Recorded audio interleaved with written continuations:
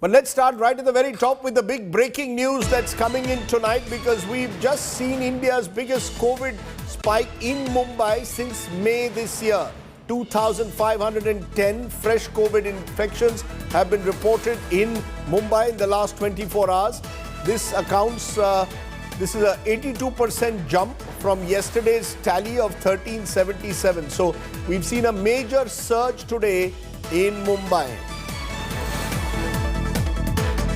Let's go straight across to our correspondent Mustafa Sheikh for more details. Mustafa, give us more details about this surge that Mumbai has seen today.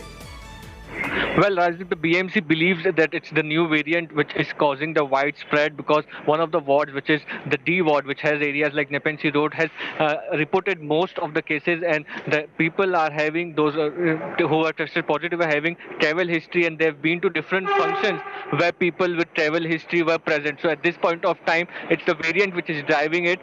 The New Year's Eve parties have been completely banned in Mumbai, but then too, the rising number of cases. Imagine, yesterday there were about 1,000 cases, and now straight in a day there are 2,000 new cases in a day which are being Mustafa, reported. hospitalizations remain low, right?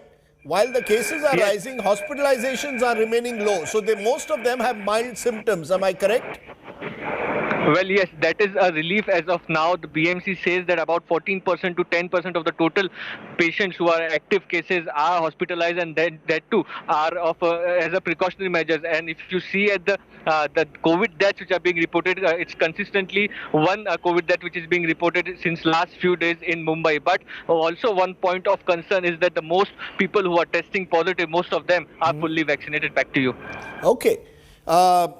Mustafa Sheikh with those details. Let's therefore give you the takeaways at the moment. This is not a moment to get alarmed.